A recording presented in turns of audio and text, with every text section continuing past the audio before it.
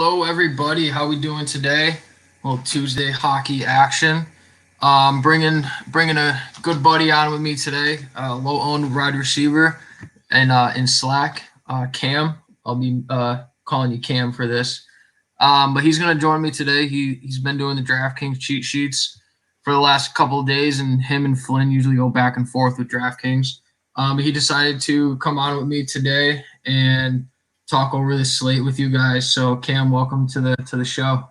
Thanks, man. Thanks for saying low-owned wide receiver. When I did this with Kevin, he said low-owned WR. I'm like, how do you not know that WR means wide receiver? So Hey, I come on, appreciate Cam, that. that's your sport. We all got to be donkeys somewhere in our life. You can't be sharp in everything you do. I know he's got a good enough hockey following or football following, so I think he's good. Yeah, so we gotta.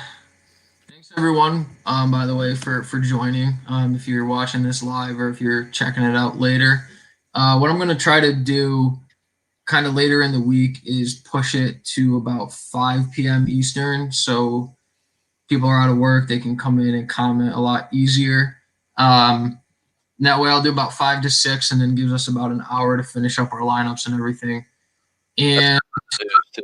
A lot of stuff. Mostly everything's out by 5.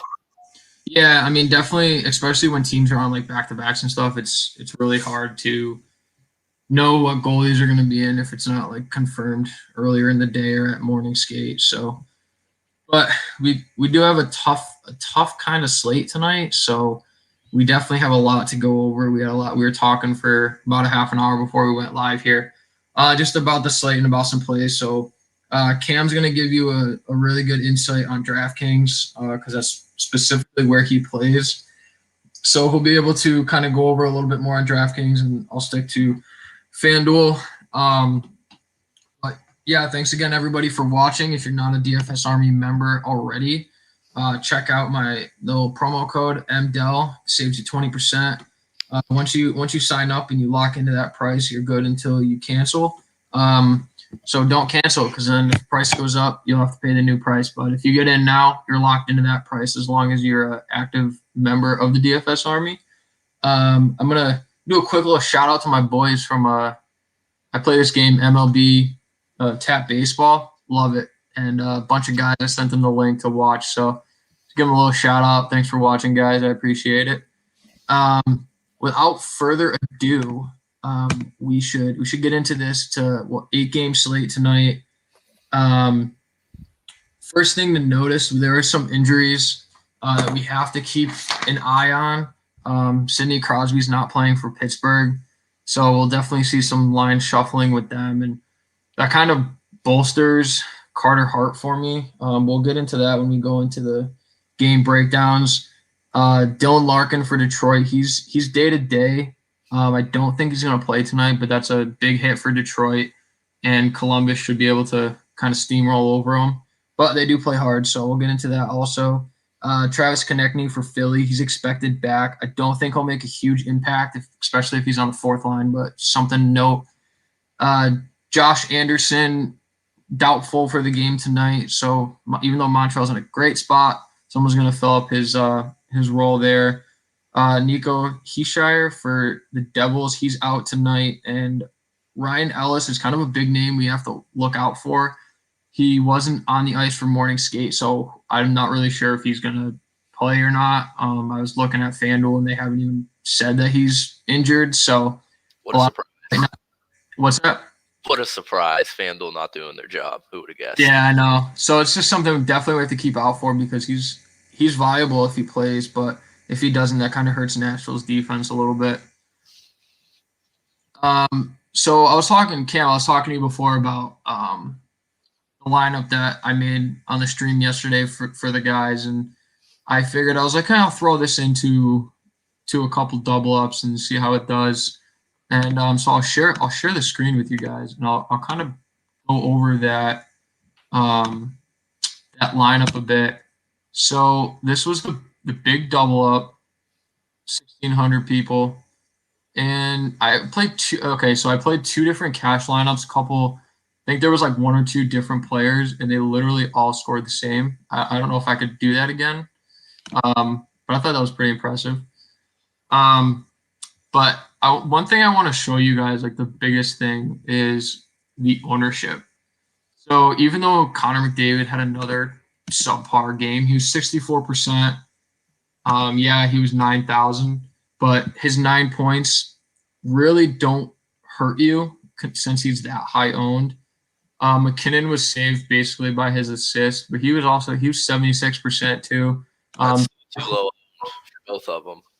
I know especially on the slate that we had last night with the value, they definitely probably should have been like 80 or 90. And this is the big double up, so they should have been a lot higher. Dollars.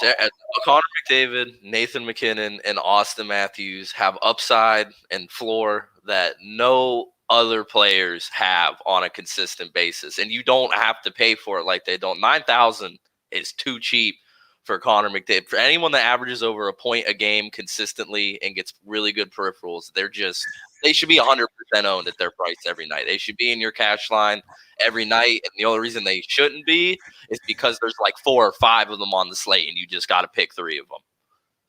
Yeah, and I mean, with the value that we had yesterday, it was so easy to fit them in. Like, you don't want to be on the other side of that Connor McDavid hat trick night where he scores 40 or 50 points, and if you don't have him, good luck cashing, because I doubt there's going to be someone else who's going to score that high. Lose with him, don't win without him. Cash would be my suggestion. So, if you guys see, this was the lineup that I made for you guys last night to kind of show you where I was at for my cash lineup. So I'm like, you know what, I made it, and I really liked it. So I was like, I'll throw this in a few double ups. You'll see Stützle and Tkachuk. They were both my core. Stützle was 10% owned, which I really don't know why, with his shots and his scoring, getting points. He's not really scoring goals, but he's getting those assists. 17 points, 10%. He was 4,200. I'm going back to him tonight, just so you guys know, because he's great.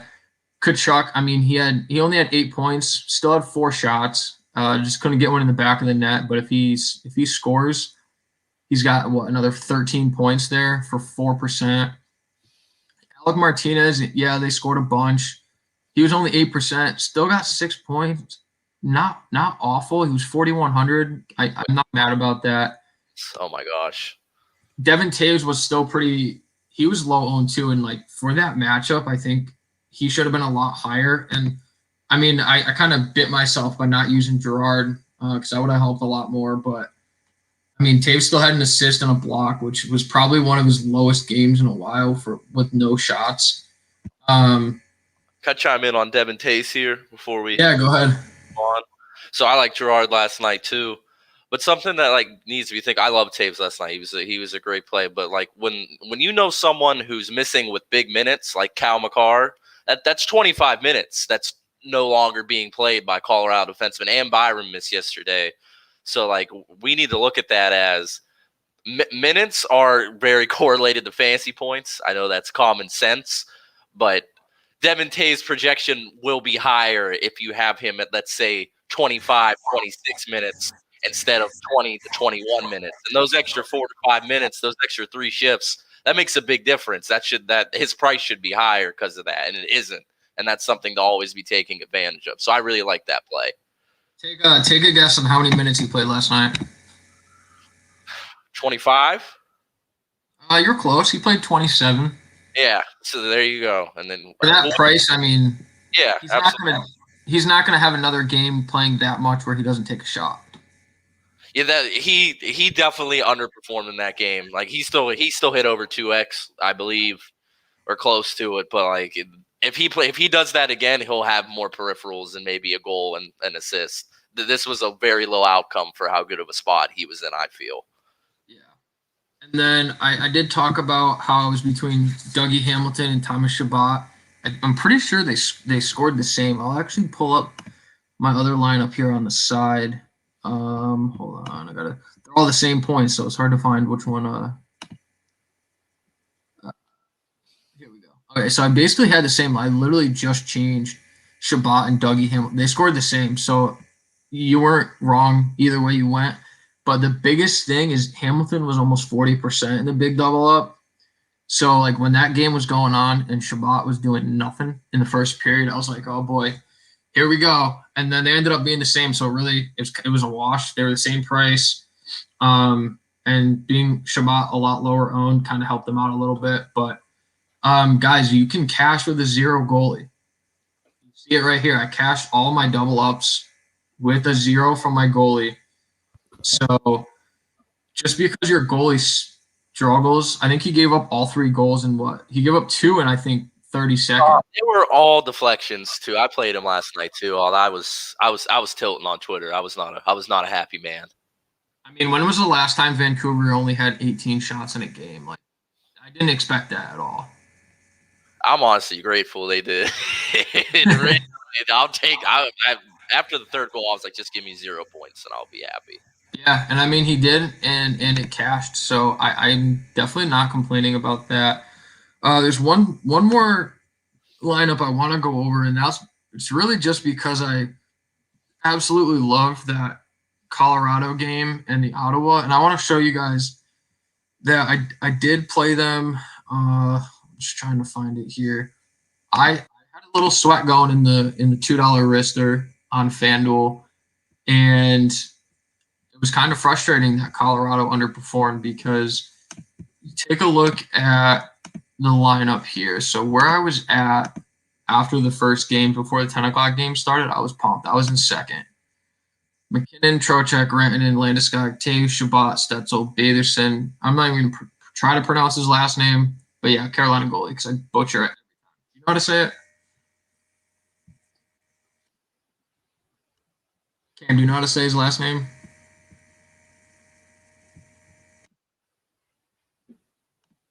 Cam left for a minute. So anyway, we'll go over this really quick. So I really liked Colorado, which I mentioned a ton. They were in a great matchup, only scoring 2 goals. Same matchup again. I think they're going to score more. Like we see, you got McKinnon, Rantanen, Landeskog, and Toews. They did okay. But my biggest thing is you guys know how much I loved Ottawa last night. So this was the one tournament lineup where I didn't play Kachuk, and it worked out. Shabbat, 14%, Stetzel, 8%, Batherson, 9%.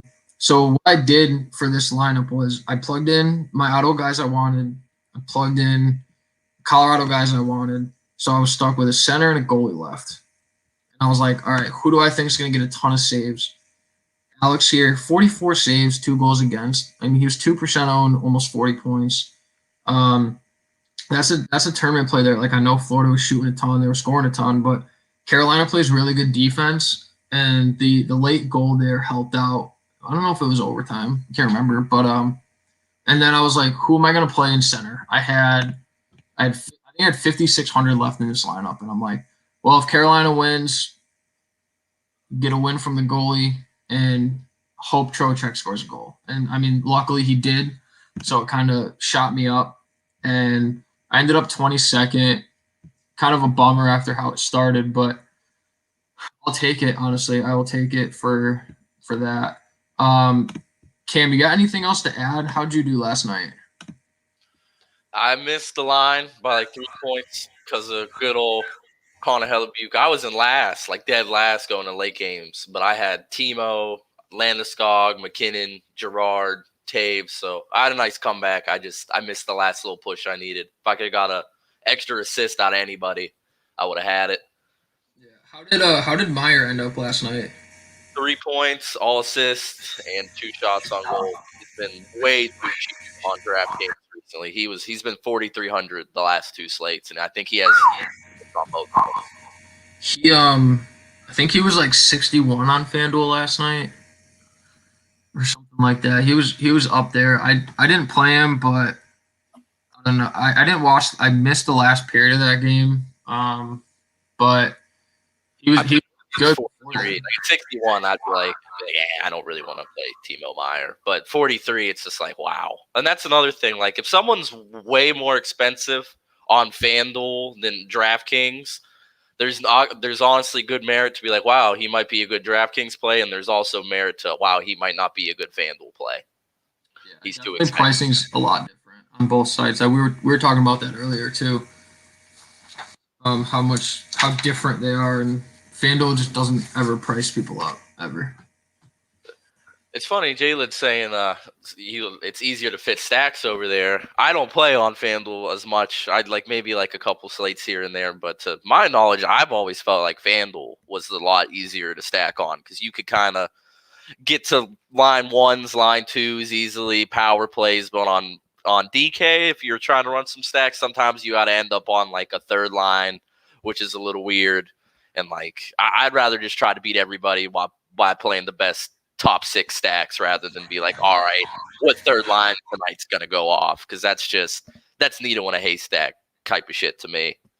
Unless you're playing Ottawa 3, then they're just rolling right now. Yeah, I mean, I personally think FanDuel, like you said, is a lot easier. I was trying to get a little more into DraftKings this year, but since I've been doing just FanDuel sheets, I've been mainly just been playing over there. I think on DraftKings, you almost need that $3,000 punt to kind of fit in the studs. And I know sometimes I don't always feel comfortable with that. But I know like you and I have been talking a lot about what to do like with DraftKings, and I'm definitely excited to try it out and play some cash tonight on like tonight's slate. It's not a great slate, not really a ton of studs, but it's one you should like because you don't got to fucking load in. We cuss on here, right? Well, we do now. You don't got to load in a bunch of bums tonight, but you do have to get more comfortable playing them on FanDuel. Like, I know no one, why do you like playing Jesper Bratt? Like, or who really likes that? But he was $2,500. It's like he's first line. He's on the power play. That matters. That matters so much. Like to be in those good scoring positions, to be on the top 6 in a power play unit. That is so important. If someone's under 3,000 and has that role, that isn't a bum because I don't like Joe Thornton sometimes or Kyle Okposo at that price. But Jesper Bratt's $4,700 right now, and 2 weeks ago you could have played him for less than 3 for 3 straight slates, and he would have hit value every single time. Yeah, now he's getting to the point where like, probably not playing him. That's the DraftKings NHL market. There's guys you're like, oh, you know it. Like I'm gonna get to play him for a couple days, and then he scores a goal or two, and you know, like, all right, the algorithm's gonna shoot him up. And then he's 4,000. You're like, well, it was fun while it lasted, Jesper, but I can't play you anymore. Exactly. All right.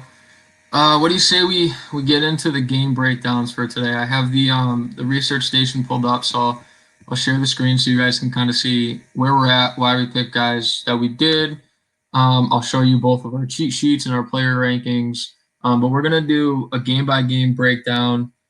This way we can kind of look at each game, see if how much we're on it, how much we're not, and by then we'll still go over our play, center, wings, defense, goalies within the game, so you guys can get kind of your own little player pool with that. But I'll also show you our player ranks in both of our sheets. So the first game that we'll go over is going to be the Islanders at the Devils. We see the Islanders 3.1 projected goals, Devils 2.5. If you look at the research station here, we can see the Islanders, they haven't slowed down from last year. Like they're still a really good defensive team. Last 10 games are allowing the least amount of goals, especially on the slate. The Devils aren't really scoring. When you look at the Devils' top 2 lines, they have 7 goals in their last 5 games, and their top line isn't really doing anything. So what piques your interest with this game here?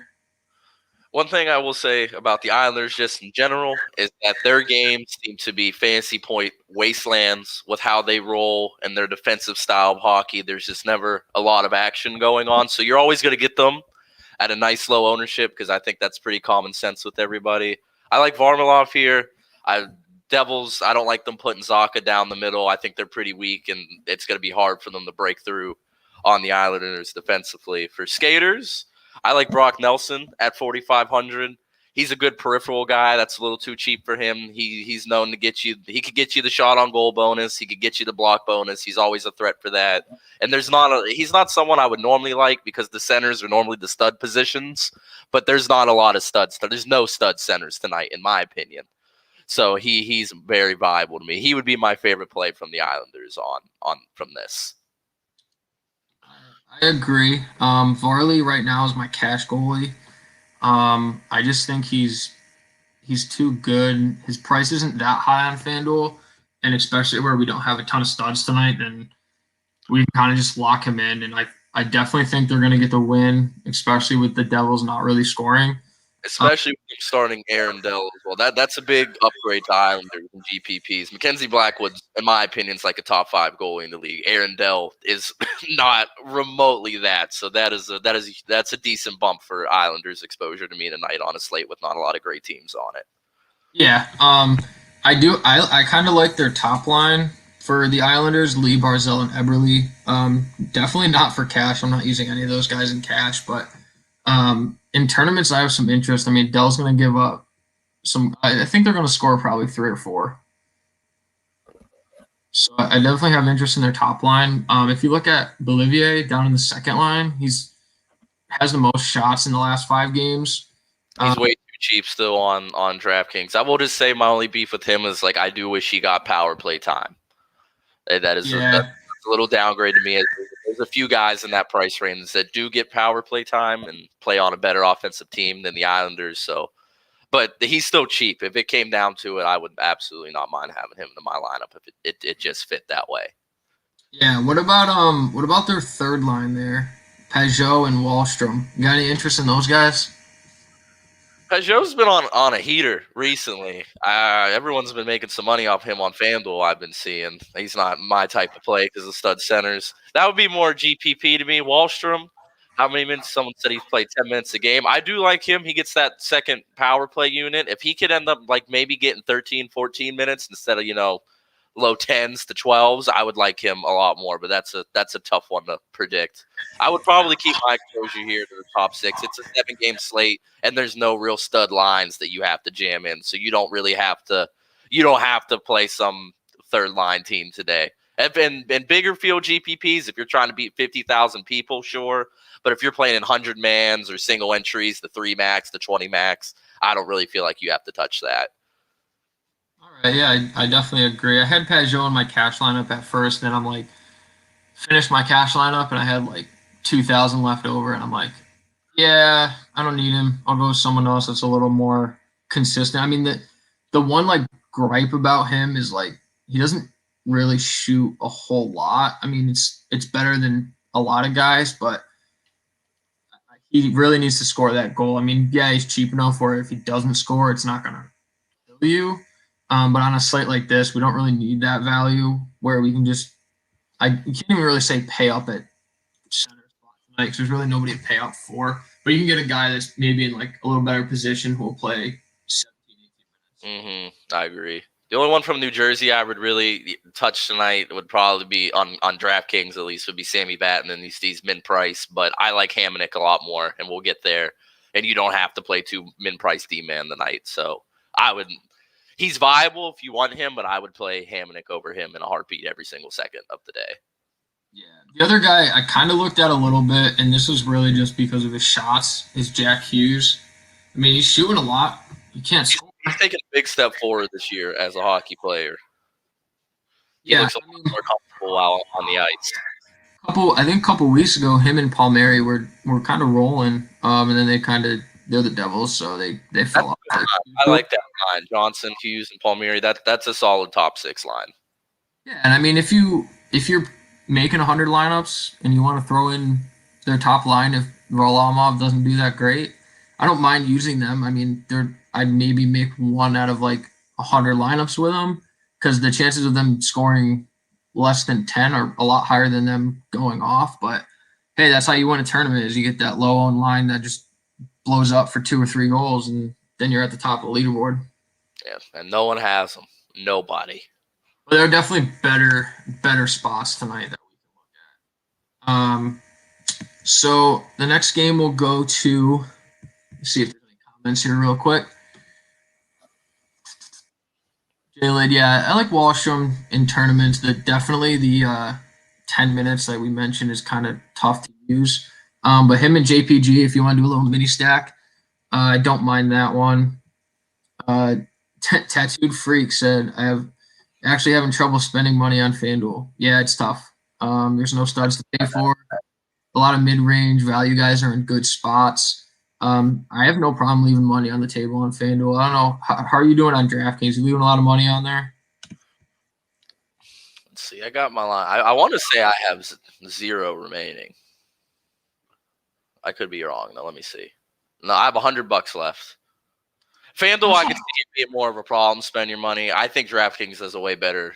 They still don't do a good job with their pricing, but you're never really forced into leaving money on DraftKings, I feel. Honestly, on a slate like tonight, I wish we had rosters of like 15 people because you could play so many guys tonight. We'll go over to the next game. I have Buffalo and the Rangers. Oh, God. It was projected 2.5. The Rangers just over 3. This game is, I mean, I like it a lot on some aspects. Others, meh. There's not really that much to do. My issue with this game is that, in my opinion, you're forced to take one of the centers in this game in cash, and Eichel and Zibanejad. No centers really have great upside tonight like those two do. So you're gonna have to pick one of them, in my opinion. They both. My issue is I have Eichel in right now personally, and it's eating at me inside because Buffalo is so bad, and they just don't have any motivation out there. They don't look good on the ice. They just don't look good. But they'll have to turn it around eventually, I guess. And Mika's, the fact that he only has 6 points this year, and with all the shots and plays he's been involved in, is ridiculous. No one is due for more positive regression in the league, really, than Mika Zibanejad. Yeah, I mean, if you look at Zibanejad, he's got 57 shots this year. I was looking in the last, 2 goals like that. Oh my God.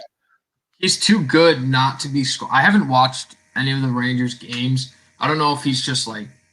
He doesn't look like, it's not like you watch him and he's like, oh, you could tell he's taken a step back. He still looks good. He might not look like dominant like he was, and obviously because he has 6 points in like 18 games, but it's not like he took 18 steps backwards or anything, in my opinion. Yeah. I do, but the thing is, like, I haven't played. I think I played him once this year, and it was on like a 2-game slate. But he's last year he was like what 7. He was over 8,000 for a while on DraftKings. He was Connor McDavid, Matthews price, and he was paying off at it consistently too. Yeah, and he's got 14 shots and 8 blocks over his last 5 games. I think this is really a get right spot for him against Buffalo. He's in my cash lineup right now. I'll tell you guys that. I just think the matchup and the upside for his price is too good. He's 6,200. It's come up a little bit, but if you look at his game logs. I mean, his last 5 games he scored over 8, which I mean we want a little bit more on FanDuel, but at his price, it's really not going to kill you, especially on a slate like this. And I think the Rangers are going to score a ton of goals tonight. But so one of the lines that I really liked, and they're actually, I put them here on my core somewhere down here at the bottom in a little write-up, is their second line. What do you think about their second line tonight? Buffalo's or the Rangers? The Rangers. Ryder, Strome, and Blackwell.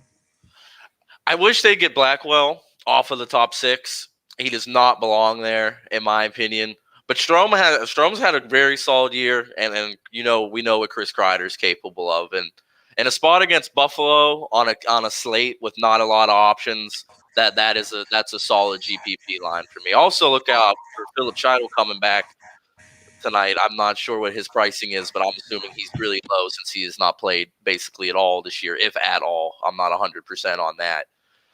So I like him as well. But the top 9 of the New York Rangers and their power play is all in play tonight in GPPs. So this is a good spot. Buffalo's the worst team in the league right now. Yeah, and everybody is just scoring against Buffalo. I mean, and it'd be Stars too. Their goalies have actually been like performing okay. Buffalo's like if they start having below average games, I mean you could see this game being like 6-2, 6-1. Yeah. Scheidel's price is 3,700. Anything under 4 is a good punt to me if they have some upside. So like if it fits, it fits. If it doesn't fit, I wouldn't worry about it. But if you're 3,700, you're gonna play 15 minutes and you get power play time, you're always viable. It just at that point it comes down to who else is viable in that range and are you better than them? Yeah, and I mean with the Rangers, like they could always change. Like it's his first game back, so they probably just threw him on the third line. Kind of, he might play a period on the third line, and then they could move him up and do a little line shift in the second or third period, just to kind of get him back on the ice in game and kind of see what he can do. And that he might end up on the second line. I would probably. I don't know if he'll switch over to wing, but you never know. A lot of centers are playing wing lately. Injury's been rough this year. There's been a good bit of them. The COVID protocols. There's been and I honestly credit that to a lot of the value that we are seeing this year is the fact that like people are missing games randomly out of nowhere, and then guys are getting bumps, and the sites just don't have the time or the data in there that's going to give them the price bump that they actually should get. Mm-hmm.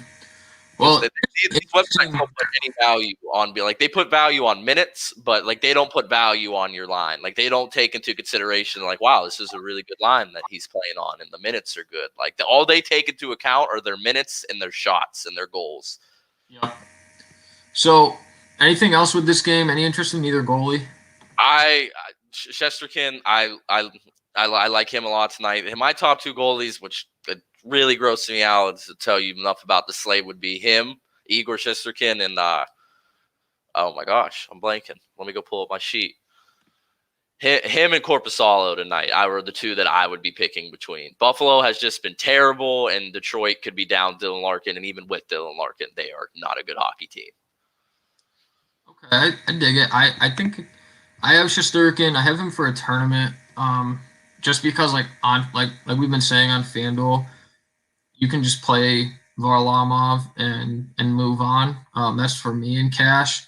But if you want to go Shesterkin at 7,300, you can. But like on DraftKings, like do you think he's going to get enough saves to be viable on either site, even if he doesn't get a win?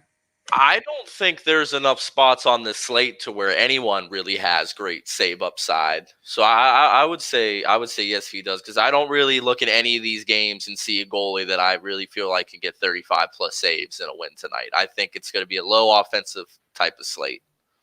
I mean, we could see like last night the cash line was low. Like I think it was like 99 in the big double up, and a lot of the chalky guys just didn't do anything. So that definitely helps out.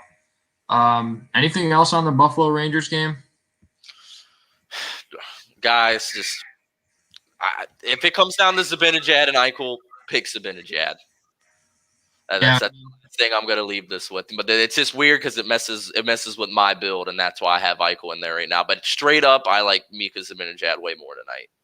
Yeah.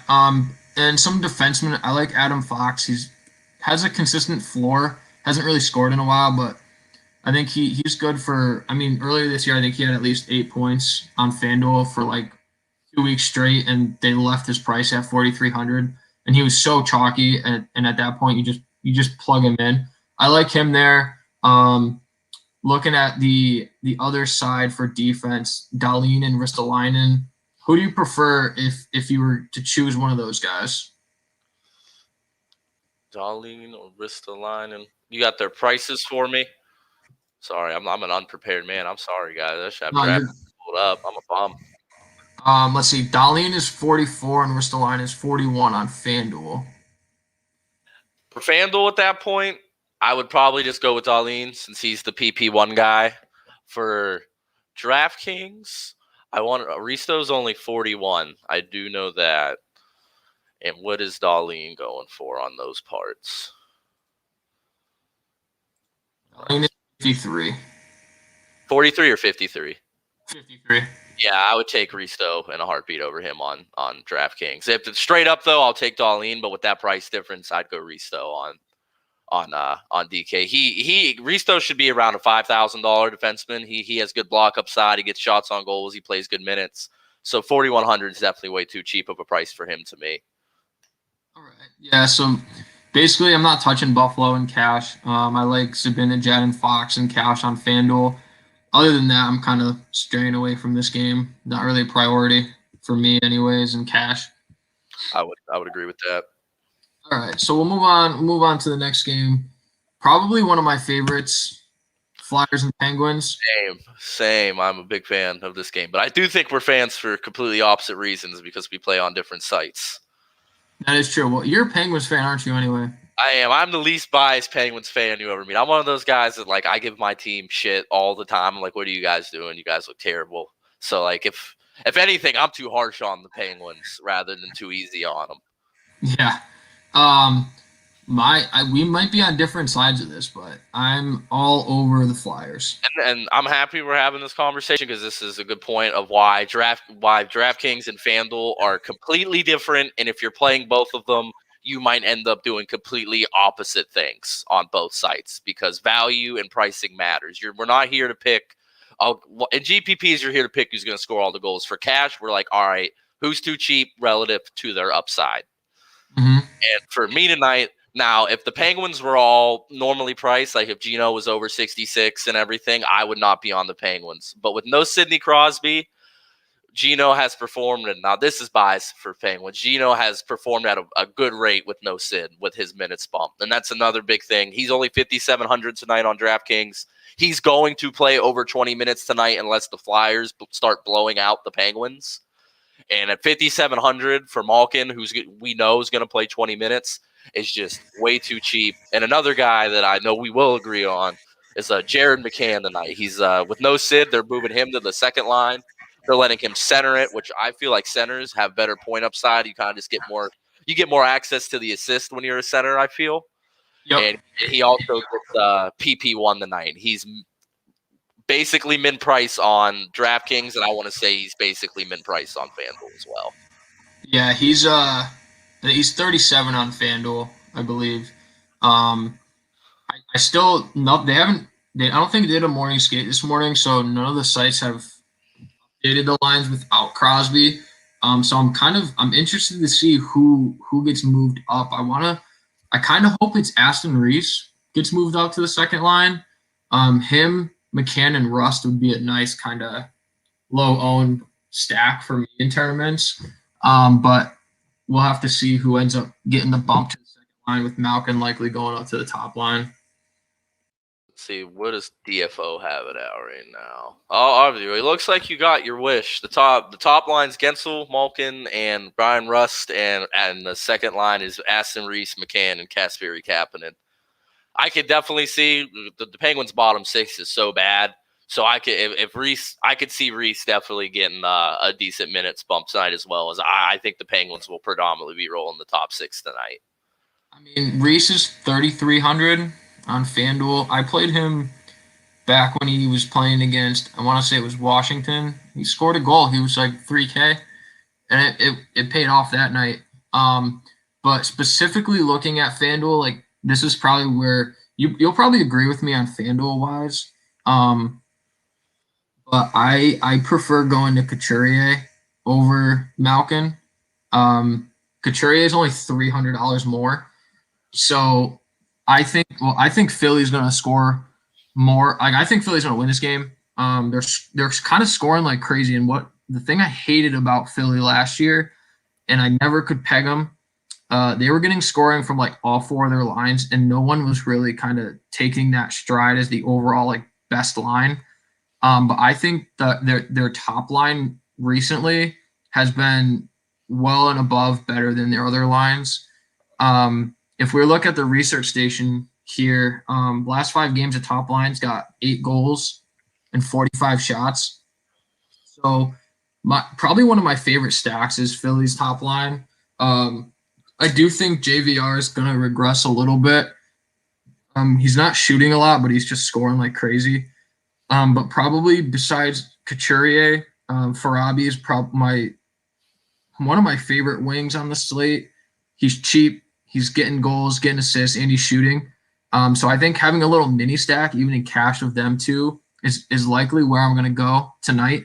But I definitely like that top line. And if you want to pair that with Provorov or Gostisbehere, I don't mind that at all for defensemen.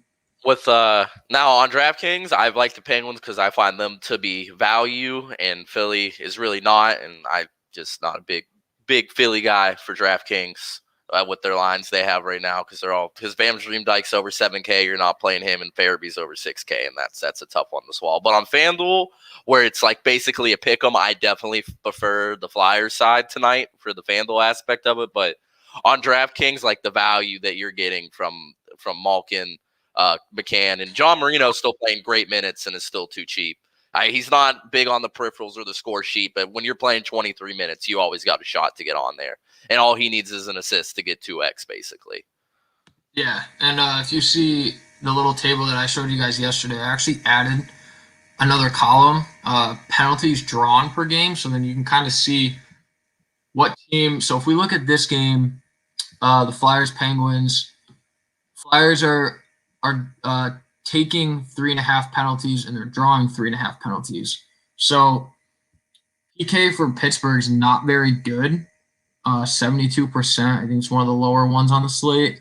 So if you want to go ahead and stack up the top power play unit, that's how you can get access to like Kevin Hayes.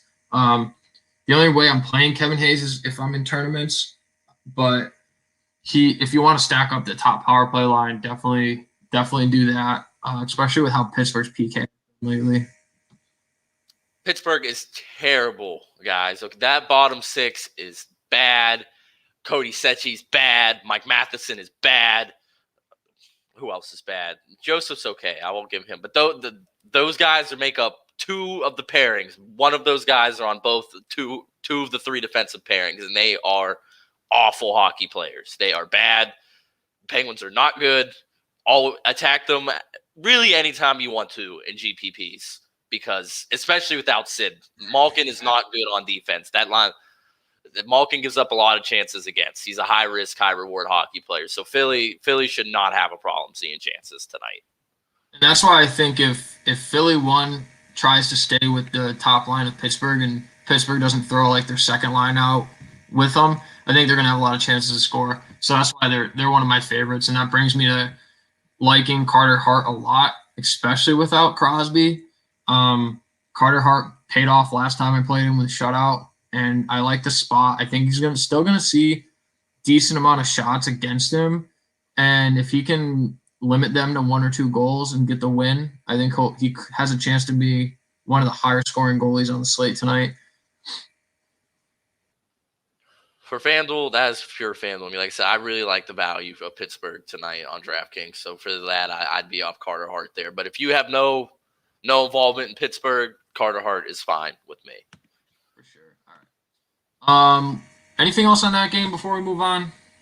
I feel like this game could have the GPP winning line in it, one of them from Philly or maybe Pittsburgh. I don't feel like either of them are going to get the ownership that they really deserve to see tonight.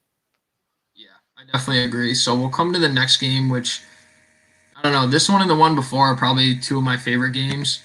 The Senators and Canadiens. I think the Senators' projected goals from Vegas is way too low. Canadiens at 4, I think that's pretty good. I think this is going to be a pretty high-scoring game, honestly. What do you think? The Senators on the back-to-back definitely scares me, and I think I brought up to you that like teams playing against the Senators, coming from right from Matthew Tkachuk's mouth. All right, so this is real opinion. Is that teams like Ottawa goes in the games knowing that no one thinks they're going to win, knowing that everyone knows the other team should, and they come out there and they're firing because they're fired up because no one believes in them. But the other team, they come in there like we're heavy favorites. They have the pressure. They don't want to lose to the Senators. So that's my beef with basically just Carey Price. And I like the game to be high scoring. And also, I don't think people are really coming to grips with the fact that like these teams that have been tanking recently, like the Devils and the Senators, the talent's coming. The talent's arriving on these teams now. They're going to be sloppy, but they have the capabilities to beat teams now with the talent they have. Detroit's really the only team left in the league that's like, wow, where's the talent on your roster? Yeah. Oh yeah. Definitely agree with that. So I just saw your chat here with your sheet. So I'll share that. Which tab do you want me to go to for reference to show them? You had your team data pulled up. You could pull up the little team one that has like their scoring chances, their shots for, shots against. All right, here I'll show this. So this is a sheet that Cam made, kind of like the one that I have, color coded a little better. So we'll see. You want to explain it a little bit? So what I use this for is this is mostly for GPPs. As I feel cash, like it's more about value. You're picking individual players. So like that's what I use this for. Another good thing for this sheet is, as I feel, is goalies, because like if you go scroll down to Winnipeg, you'll see that they have the worst expected goals against on the slate. And when you see that for a goalie, like maybe they're a heavy favorite or something, that should be an alarm in your head. Like, hey, wait a minute. You have some obvious downside tonight because you're going to have to perform at a rate above average to stop expected goals like that. Yeah, they're the highest on the slate, aren't they? They have the worst expected goals for on the slate, and they have the worst expected goals against. I haven't seen that once this year. I don't think it's pretty wild to me. I was surprised when I saw that. Yeah, we'll definitely. That's going to be a big game that we'll get into a little bit later. But since we're on Ottawa and Montreal, you want to talk a little bit about what you see in that game from your sheet? What I see in that game is like I like the expected goals for in that game. Both of these teams are performing decently well on offense, and expected goals against, you got to take that with a grain of salt sometimes, because that could have a lot to do with the teams they're playing against rather than them being good themselves. So I like looking at expected goals for a little more, and I see that those two teams are performing pretty well right now. So that would take me off of their goalies, and that would make me be like, okay, maybe I like a game stack here. Maybe I just like the Montreal side. Maybe I just like the Ottawa side, or both, because they both have great Corsi, great scoring chances, great high danger chances. I mean, this game could be 5-3 tonight, honestly. Mm-hmm. The one thing I do worry about Ottawa with the back-to-back is maybe their legs are a little tired. Back-to-backs are never great when there's a bunch of other teams that don't play back-to-backs. But the nice thing about back-to-backs, how many more times am I going to say back-to-back, is that players are relatively lower, as you see on teams on back-to-backs, because they're on them. So like you're going to get them at an ownership discount, even because people think, oh, they might be tired. But I try to look at on the flip side is like, these are professional athletes. They're good. They're capable of playing games back to back and performing in both of them. They do get a downgrade for the back to back. That's not what I'm saying, but they could still perform. And people look at that like, oh, this team can't do anything because they played yesterday, and that's just bad logic. Yeah. Well, we'll look at the research station here that I got pulled up for the game. The first thing I noticed when I looked at it this morning is there is a lot of red, which means it's usually not a good sign. Montreal's kind of been scuffling lately. They fired their head coach, I think last week. They still really haven't turned it around. Their power play is in the bottom of the league. Penalty kills, bottom of the league. They're 28th in goals for in the last 10 games. Their lines are just, they shuffle them a little bit, but like they have like one or two guys on the top two lines that I wish would play together. Like I wish Toffoli and Gallagher would find a way to play together with Suzuki, because that line I think would be outstanding. But for the Montreal side, I definitely want exposure to them. Cash wise, really looking at Gallagher or one of the defensemen, or Toffoli. Other than that, like they're probably going to score, but like where's the scoring going to come from? That's the problem with Montreal every single time that they are on a slate.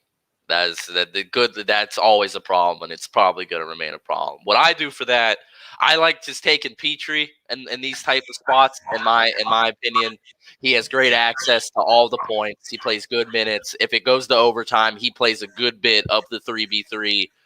He's someone that I can consistently bank on to be like, okay, I think you're going to get on the score sheet tonight. And I like him for that reason tonight a lot. And this game could be sloppy too. It could be a lot of goals, block shots, weird peripherals. I mean, both of these teams, all they do is shoot the puck.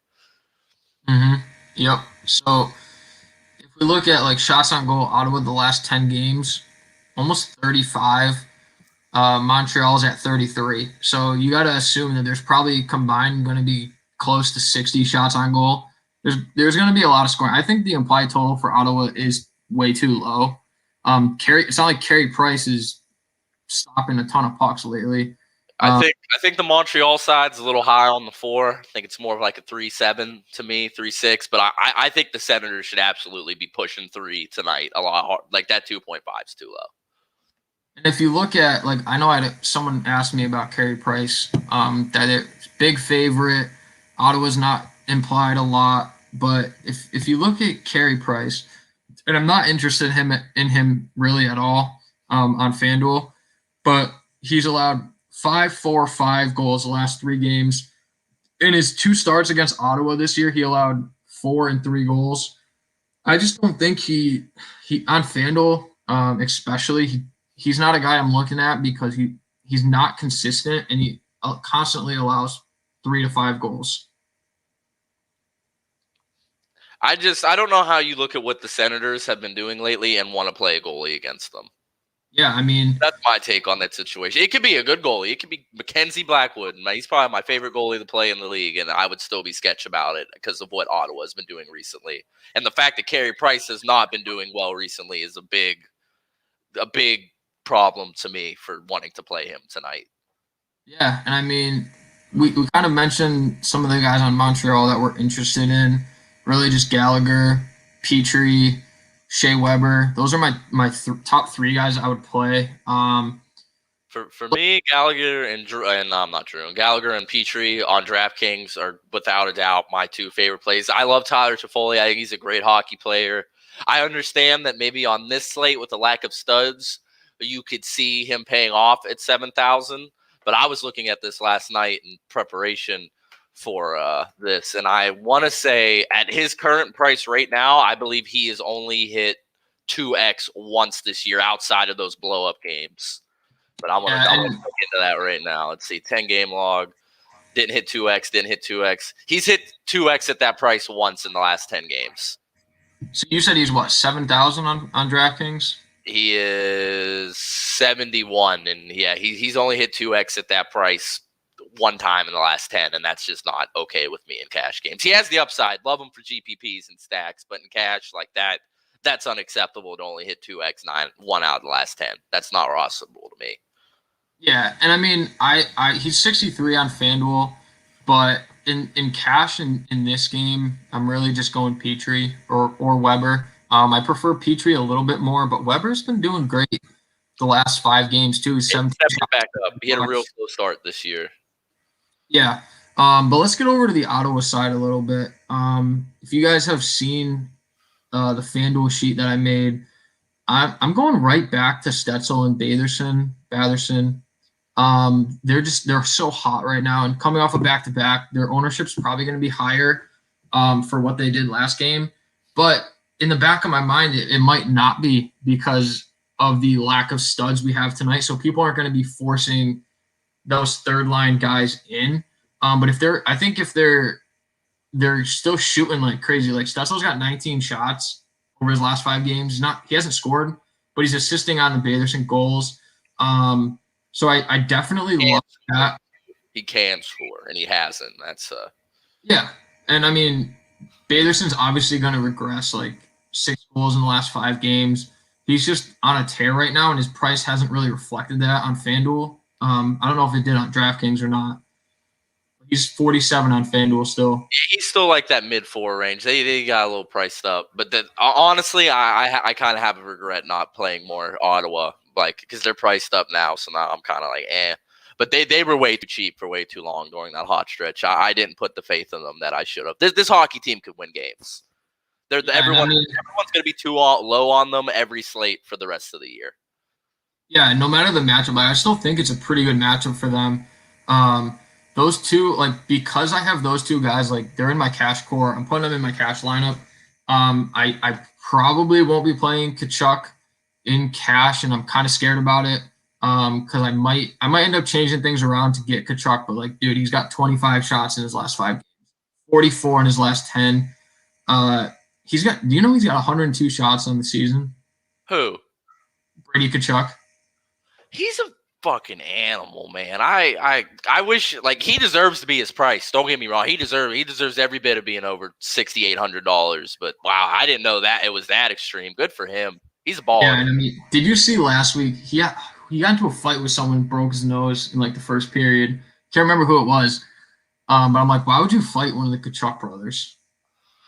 That Like, I don't know why they let like teams let them rattle them. Like that's what they're there for. They want you to get pissed off. Like that's what they're hoping for out of the situation. yeah, I mean, dude, honestly, if Baderson or Stetzel, if they could, one of them could freaking play center, pair him up with Kachuk, like, dude, that line would be so low owned every night, and like they could break so many slates.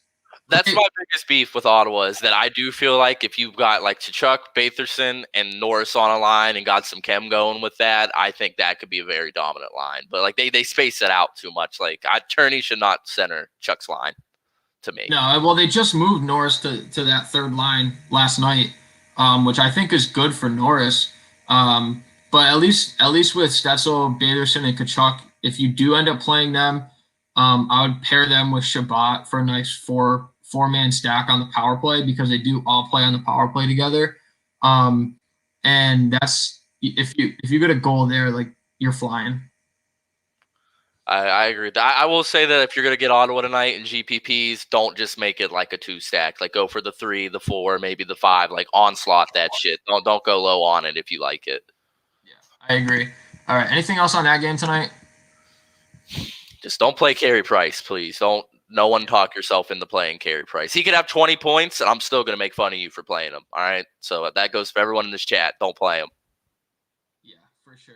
All right, well, we got 3 games left, so we'll go kind of through these a little quicker. I'm not that interested in the last 3, except for one of them. But we will start with the Carolina and Nashville. Before we get into this, guys, if you have any questions, any comments, throw them in the comment section. At the end, we'll look at them and see some questions that we can answer. So just fire some questions in. So Carolina Predators, they're both projected under 3 goals. What's your first thoughts when you're looking at this game? My first thought with this game is that if you look at Carolina's lines, they're all shaken up, and there's no real good value line anymore. I like Aho when he's with. I like Svechnikov when he's with Aho, and they have like another guy going on the right, and they kind of split everything up tonight. And I like so it's really a pick 'em, and I don't like that. There's no line from Carolina that you're really looking to rush to, which bothers me. And then the Nashville side, if you watch hockey, you should know that you should hate the Nashville Predators. Their ice time distribution's terrible. They have way too much talent on that team to be as bad as they are. I don't know how they constantly disappoint at the rate they do. The only guys I really like tonight from this game, I like Brady Shea. He's 3,100. He gets over 20 minutes, and he's a good offensive defenseman. From the Predators side, Eli Tolvanen. He's back. He's up to 32, 33 now, but he's playing power play 1 and line 1. And like, that's one of those times like you have a problem with, like, I just don't like him as a hockey player, and I don't really like him either at the moment. And like, but that ice time distribution's at least something to take into consideration. If you have $3,300 left on DraftKings and you need to play someone in that price, I would play him. But there's no one from this game that I'm like, yeah. If Ryan Ellis misses, that's definitely a bump to Josie and Ed Colton, though, for their floor, because the Hurricanes take a lot of shots, and the block shot upside is very real tonight for the Nashville defense. Yeah, this game, I mean, I'm not completely interested in. I do like James Reimer. I think he's been doing pretty well, 8-3 this year. I don't like the way he plays. He looks like if he was on a worse team, like if he was the Senators goalie, he would be playing worse than Matt Murray and Hogberg. To me, he benefits greatly, in my opinion, from the team that is in front of him. Now, all he needs to do is get the win and beat the Predators. That's always possible. But in terms of like Nashville goalie, he's just not a good goalie to me. Yeah, I mean, Nashville, they're not scoring like 2 goals in their last 10 games. So if you want to go there, I like it, but it's not my priority. GPPs for sure. I think both goalies in this game is viable and like at little exposure in GPPs. But cash, there's really nothing from this game other than Eli that I would touch. I see someone bring up Pesci. Yeah, he's been doing great this year. He's just a little too priced up now. His price kind of caught up to his production a little bit. Yeah, I have Pesci in my sheet. I think he has been great. He's still cheap. He's 4,200 on FanDuel, so if you want to go there, you can. But I don't really think we have to. In cash for 5,200, you just play Dougie Hamilton. Yeah, that's way too cheap. That's my issue with FanDuel is like there's shit like that happens, and I will promise you, if I played cash over there, I would have played Dougie Hamilton every single slate since he's gonna be chalky too. So I'd say you kind of throw him in there. Like you said, like with Carolina, they shuffle their lines like crazy. But I do like their first power play unit a little bit, Svechnikov, Trocheck, Aho, Jordan Staal, and Hamilton. But besides just stacking them, the only really one-off I'm taking in cash is going to be Dougie Hamilton. Yeah, I would agree with that on FanDuel. And then for the Nashville side, it's really just Yossi that I'm going to use. No one else I really have a ton of interest in. Especially Carolina plays really good defense, and they're they amazing. A lot. So they're so good. I've said this to you like 3 times already, but I haven't said it to y'all yet. I live in North Carolina. I see way more Hurricanes games than everyone else. I promise you, if you took this team and put this team in Toronto, they'd be calling this team the best team in the league. Yeah. Oh yeah. So I mean, there's not really too much with this game. Anything else you want to add about this game? Just GPP exposure from this game tonight. There's nothing here screaming value to me in cash outside of Eli. That's really all there is to me. Oh yeah. All right. So just in actually, Matt Murray's not going to start for the Senators. Joey Decord is starting for them. He's played once this year. He came in relief. That's a little bit of a bump to Ottawa players or Montreal players to me. Yeah, so I'll definitely put a bump on Montreal there. But they could score 7 tonight, honestly. All right, Ottawa might be coming in this game too cocky too. You know, they got a couple dubs under their belt. They're like, yeah, we're a good hockey team now. And then Montreal comes in there and just like, yeah, you're not good yet. Yeah, but they could also want to try to play a lot harder for a rookie in there. I have heard that logic before. Like I've heard people say that, like when it's like a rookie goalie or like their first game, the team normally tries like, not that they don't try in general, but there's like a little extra level to it for the rooks. Yeah. All right, 2 games left. We'll go to Vancouver and Winnipeg. They just played last night. Both about 3 goals implied total from Vegas. This game could be 2-1, or this game could be 7-6, and neither of them would surprise me. Yeah. So, do you have any interest in the goalies here? I'm not a big Brassard guy for Winnipeg, and Braden Holtby is, in my opinion, one of the he's the most overrated goalie in the league. And I think he is not good. I think he benefited very greatly from a good Capitals team, and Vancouver really screwed themselves in giving him that contract. Yeah, I mean, giving up Markstrom. I thought Markstrom and Demko were going to be a great pair in goal, and then they just got like, I don't know, did Markstrom leave from free agency or did they trade him? I think he left. I think he left in FA because they wanted Holtby. Yeah, he left in FA because I play NHL franchise mode, and like when you like draft him in an expansion draft, you have to sign him right away. So yeah, he was a free agent. Yeah, so I'm surprised they didn't sign him especially with how good he played last year. And Holtby's like not that good, and people just love him. I think it's because of playing in Washington, and he was able to get those cups. But that's it. He's not good. His expected goals numbers are not good. I wouldn't play him against the Red Wings. Okay, he could be 7,700. I wouldn't play him against the Red Wings. He could be at home, and I wouldn't. Yeah, I wouldn't either. So Winnipeg got shut out last night. I don't think they're gonna get shut out again, especially against Holtby. So I love Winnipeg. Kind Kyle Connor's probably one of my favorite wings. If you guys looked at my player ranks, he's my number one. He is my number one as well. So I think him and Ehlers are gonna be a pretty. I don't know if they'll be that popular, but I really love them as a mini stack. If you're playing like for cash on FanDuel, like Connor's in there. He is one of my wings. I do think that they're probably going to score 3 or 4 goals tonight, maybe more. And I want at least one piece of it in cash. Yes, I 100% agree. I would not make a cash line tonight with 0 Winnipeg in it. I'm not saying onslaught stack them, but on DraftKings, like Scheifele's way too expensive. Please don't make him your one-off. Do not play $8,000 Mike Scheifele, okay? But Kyle Connor at 64 is still a little too cheap. Blake Wheeler at 59 or 6, I think he is. That's still a little too cheap, but I would prefer Connor for only the $400 more. But you need something. You want something from Winnipeg this game. I definitely agree with that. Yeah, and I was looking last night, and Josh Morrissey, he was so chalky in the big double up, and I really don't know why. Is he cheap? Let me see his price. I have no interest in him.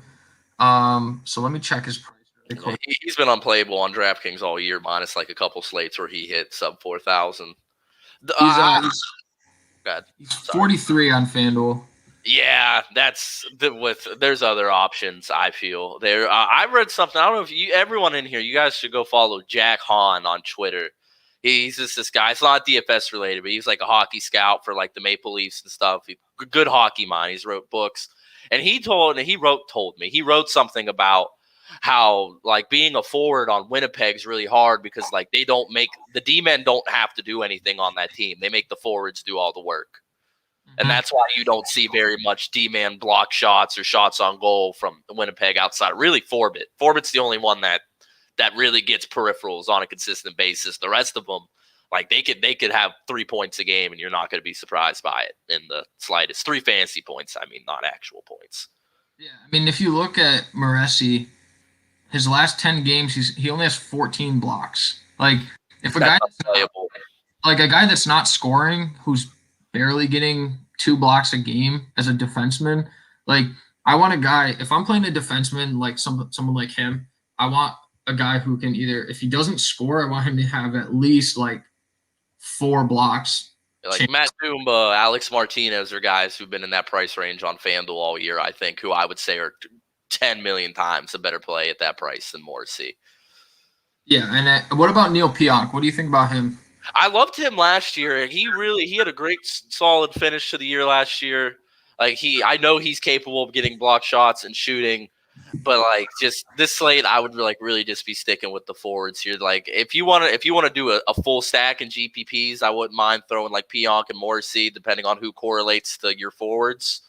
But in cash, like they're just not playable. Forbit's the only one with a baked-in floor. The rest of them could have 0 points, and it actually can happen. Oh yeah. And then so I think that's enough for the Winnipeg side. I have some interest in Brosseau. I just think Vancouver, one, they're not going to only have 18 shots again, and 2, like they're still really not scoring that much. So I think if they shoot more.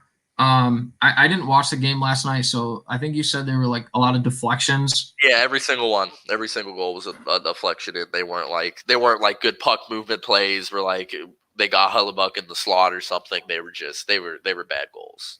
Yeah. So I definitely think that for tournaments we can play them just because like Vancouver, they should shoot more. Like last 10 games are only scoring 2.3 goals, but they have almost 33 shots. So I have some interest there for tournaments, but on the Vancouver side, really, the only line I'm looking at is their second line, Miller, Pettersson, and Besser. Pettersson's been shooting a lot more. He's been playing a lot better. Like I watched a couple of cheap on DraftKings as well. They are? Yeah. He is. The Wingers not really, but Pettersson should be more than $6,000.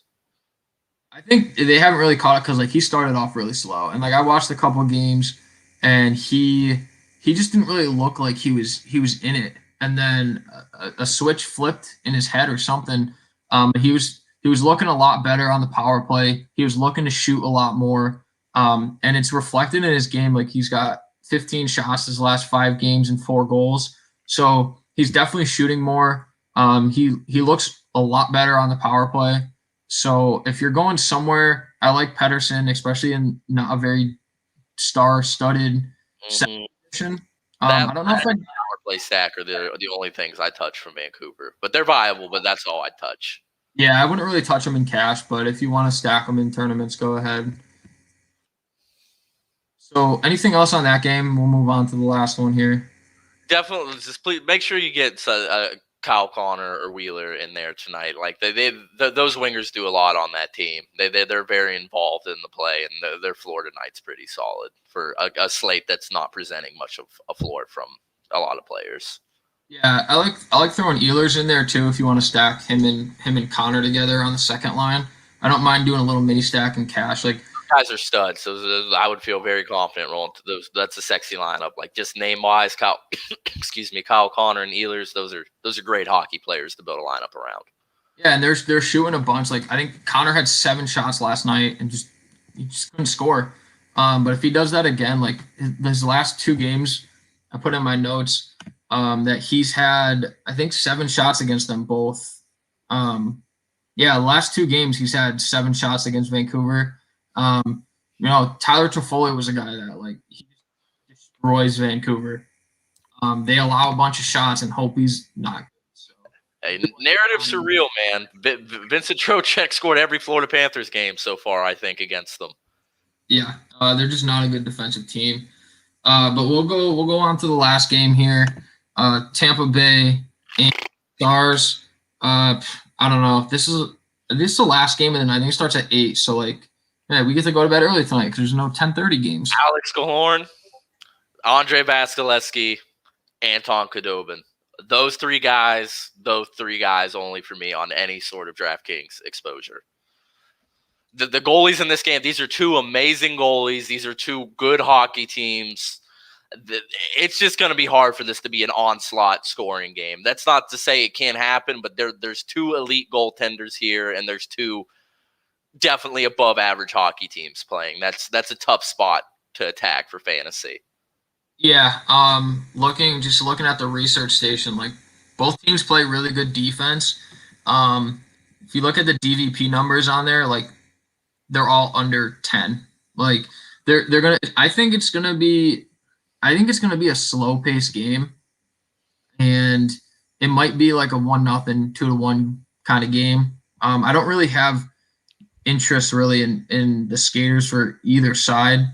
I just like Killorn because he's 3,800 and he's top 6 and he's on a very elite power play 1 with Tampa Bay. He has been garbage lately. I'm pretty sure he's posted 2 straight zeros, but 3,800 for Alex Killorn on the top 6 and power play 1 is okay. I'm not rushing to jam that, but if it came to it, I could live with it. Yeah, my exposure to this is definitely going to be the 2 goalies. Vasilevskiy's just been a stud. He's had his moments where he allowed a few goals, but that's going to happen. I'm pretty sure he has the best expected goals numbers in the league this year. Yeah, and like Dallas, it's not like they're scoring 4 or 5 goals a night, so you can definitely feel comfortable playing Vasilevskiy in cash. And then I love Khudobin for tournaments. He should still see a decent amount of shots, but like Tampa Bay's not shooting that much in their last 10 games that they were, and they're just not really scoring. Like this Tampa Bay team isn't what it was 3 years ago. Not to say they're not good, but they're not this like goal scoring powerhouse that they used to roll teams with. Like I think they've taken more of a defensive approach to the game.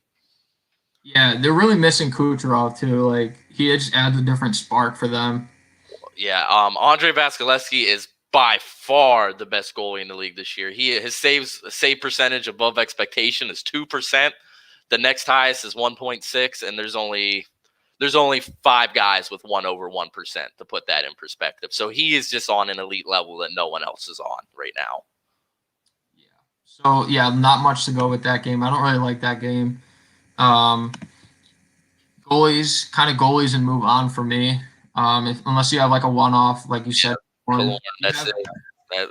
If you want to play Stamkos, I mean, there's no studs on this slate, and he's going to go low owned for being really the only stud, but his minute distribution no longer reflects that of a stud hockey player. So that's the issue with him. I know you could look at him and be like 7,400 is kind of cheap on DraftKings for the slate that we have, but he plays 16 a game, man. You can't.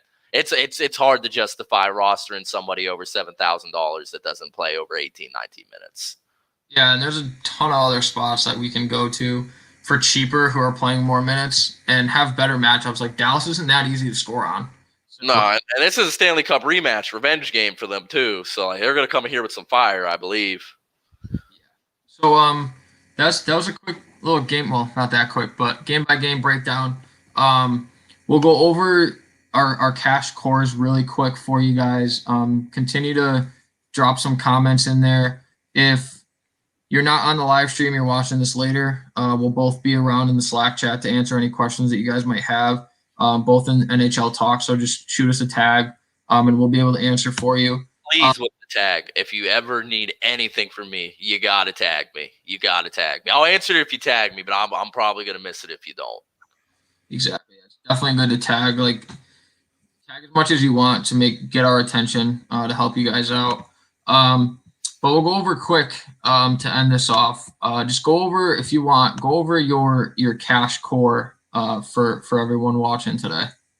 All right. So my process when making the cash lineups is like I want to find my value first, so I know because I know I'm playing McKinnon and McDavid every slate. All right, I know that. So like my first goal is to let me go find players that are too cheap that are going to let me get my studs.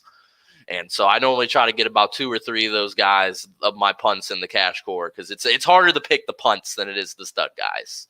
I really like Travis Hamnick tonight. He is $2,500. His peripherals are great. By peripherals, if you don't know what that means, that's block shots and shots on goal. He's minimum $3,500 to $4,000 player to me. I know he doesn't have the power play time, but when he's on the ice, he shoots the puck and he blocks it, which is what matters for DFS fantasy hockey. So I would lock and load him tonight. He's my favorite min price play of the night. Jared McCann, as we went over, power play 1, line 2. He's centering the line 2. He's probably going to play 17 to 18 minutes tonight. They're going to be very great. It's a great ice time allotment with the power play and everything. So like at 2,700, he should be 45 with everything he's got going on right now. Malkin, like I said, he's performed very well without Sidney Crosby in the past, and he's probably gonna get an extra 2 to 3 shifts a night because Sid's not playing, and that's the difference between 1.6xing it and 2.3xing it sometimes. And 5,700, you guys watch hockey, you know how good Malkin is. That's a cheap price. He had a very bad start to the year, but he's been picking it up as of lately, so that's just too low to me. Jeff Petrie, like I said, like with Montreal, it's hard to nail down the forwards, especially because they're all so expensive and they kind of hurt your floor. And just Petrie, you're going to get 22 minutes at minimum. He's going to probably score at least 6 points. Like it's a good floor play with a slate that does not have a lot of floors, and his upside's great too. I mean, he's he's the most played ice time defenseman on the team with the most implied goals tonight. So I feel like that is very fair logic in wanting to jam him. And Morinsky, I actually haven't really been able to touch him all year. It's been a weird price, but with this slate being the way it is, he plays great minutes. I don't know if he's played under 22 at all in the last 10 games. They get Detroit tonight, which is, always a great spot to attack. And the problem with the Columbus is kind of the same problem that I have with Montreal. It's tough to pick the right forwards that are going to score. So I'd rather just take my floor with the D-man and hope he gets, a secondary assist, maybe 2 of them, or maybe just gets a nice shot from the point that goes in. Yeah, exactly. I mean, I agree with all that. The only thing on FanDuel, Malkin is he's 7,300 on FanDuel. Yeah, I would not play Malkin for 7,300. Who'd you say that you like more? Couturier? I would prefer Couturier at 300 less on FanDuel to Malkin. Yeah. So that's your cash core. I mean, how much with that in your lineup? How much do you have left per player to round it out? You should be able to play all over $5,000 players at that point. If you play Corpy or Igor, you should be able to. You won't have to punt anything else if you play that core. Yeah, and I mean, you're definitely especially on DraftKings with the shot bonus and the block bonus. That's huge. I feel like all those guys have Mccann, maybe not, but I feel like all of those guys besides Mccann have a great shot tonight to hit one of the bonuses. Yeah, so we'll look here. I'll show you on the research station here. If we look like D-Man, and then you said Hamnick's what, 2,500?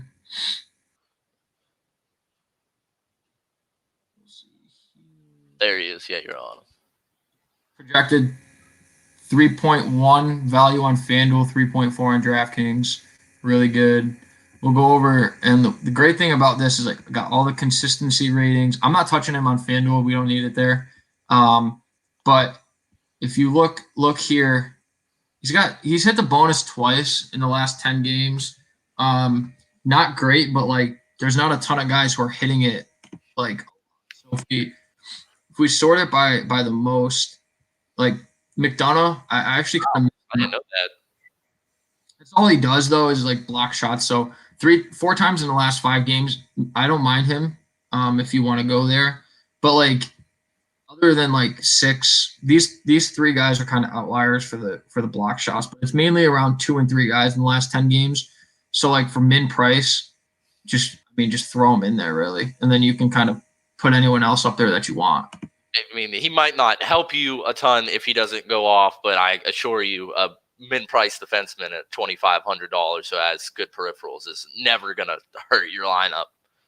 Yeah, and then just go over your cash goalies again real quick, just to bring it all into fruition. So really what it comes down to me tonight, it's really Corpy or Shesterkin. I don't mind Andre if you have the salary, but like, let's be honest here. We know Dallas is a way better team than Buffalo and Detroit. So it's you're getting a better goalie. I'll give it to you, but you're also getting a tougher matchup with the other one. Yeah. So it's really, I have a slight lean for Corpy. That's who I'm playing, but it's about 50-50 whoever is going to be. Like, I love both of them. Either one's fine, but I'll give the slight edge to Corpy if you guys are looking for me to take a stand on it. Perfect. All right, that's good. So what I'll do is I'll go over my cash core for you really quick, my cash goalies. And this is the one thing I love that Kevin and everyone was able to allow us to have 2 people on for our sheets every night, because then we definitely get a different perspective. Like you're primarily DraftKings guy, I'm primarily FanDuel, so like days that we can focus just on the one site, it definitely helps the content a lot more. I've seen my play and my lineups go way up just being able to focus on one. So I start out here, Stetzel, 4,200. I just think that it's just a too good of a spot against Price where he can allow goals. He's getting assists, getting top power play line minutes, and him and Batherson look really good together. So that's why I have them both in core. If you don't want to play them, I think I would stick with Stetzel at 4,200 and then pair him with like a Tkachuk to get that power play exposure. But like right now, both of those guys, they're in my cash lineup. I just think their floor recently has been good and their upside's been absurd. And especially in a game where I think it's going to be pretty high scoring, that you're going to get access to probably most of Ottawa's goals because, yeah, they play on the third line, but they play the top power play line. They're playing a ton of minutes, even being on the third line, which them with Tkachuk I really love.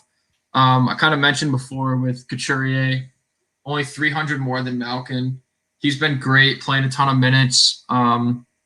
I like stacking up Philly 1. In cash, I do like a little mini stack of Couturier and Farabi.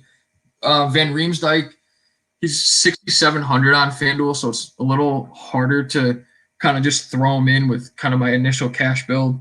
And then Dougie Hamilton is going to be my core defenseman. His shots are just too good not to put him in cash. He's going to be pretty high owned. I think he should be like 6,000 or more, not 5,200. So as long as he stays down there, just play him every night. Like he should be high 6s, honestly. I think he was last year too, and then he got hurt, and they just like haven't figured it out. That's auto lock price to die. It's annoying because it's been that way for so long, and I'm assuming like you've played him a good bit, and I guess kind of get stale having the lock and load the same guy repeatedly. But I mean, they're just gifting you Dougie Hamilton at 5,200. They're just gifting. Yeah. Oh yeah. So like I have him paired up with Petrie a lot. Petrie's more expensive, so that's why I didn't make him core. But Hamilton 5,200, just kind of put him in, lock in those points. And then with goalies, it's a little different on FanDuel because you really need the win. I have no problem going with Corpy or Shesterkin in cash. Like, they're so much cheaper. But Varlamov is gonna be my top. He's my cash goalie right now. He's just been so good this year, and the Devils, they're not really. I don't think they're going to score that much against them. The Islanders play like such good defense where they might not get a ton of shots, but I don't think they're really going to score much. And definitely a shutout. Islanders games are fantasy wastelands all the time, because they're just so good. Their defensemen. They're just so good defensively. The Islanders, they're just Basically, their goalie and defenseman is cash. I mean, you can stack their top 6 in tournaments, but outside of that, their scoring kind of comes sporadically. Yeah, they're not a cash team. Yeah, I mean, they score maybe 3 goals a game, 2 or 3, which like most nights it's not going to win you a GPP. And like in cash, the chances of them scoring, like picking that one guy to score, it's tougher. I like Vasilevskiy as well. He's pricey though, so I don't always like paying up for goalies that much. I'd rather just save the 300 with Varlamov. And then I like James Reimer for cash too. Like we've been saying, Carolina plays absurd defense. Nashville might be without Ellis, so I think they have a chance to win this game. Nashville's also not scoring, so for 7,700, I do like that. If you want to go with Igor or Korpisalo for 73, 74, go ahead. Probably one of my favorite without Crosby, Carter Hart for tournaments. I love for tournaments on FanDuel. Like you said, like Pittsburgh's way cheap on DraftKings, so you might not go there on DraftKings, but on FanDuel, I love that upside for Carter Hart tonight. All right, so I don't see really any more questions in the chat. Just make sure you guys, if you have any questions, go over to NHL Talk. We'll both be there. Throw some questions in there. Definitely tag us so we can see them.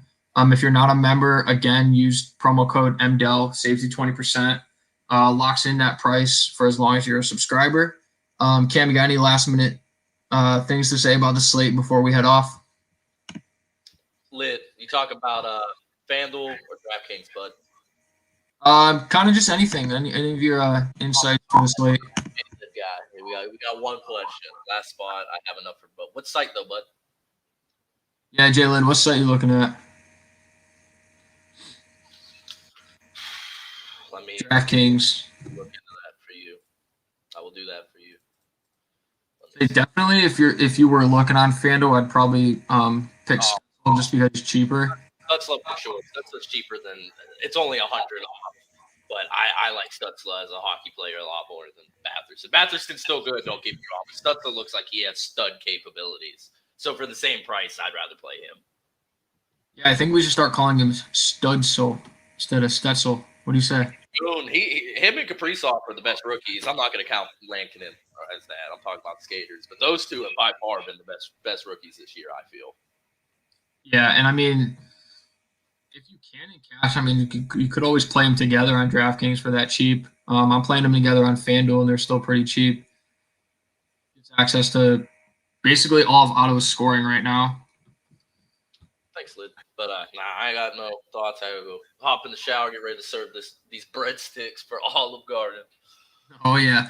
All right, guys, so tag us in chat if you have any more questions, and we'll catch you on the live stream tomorrow. All right, boys. We'll see you.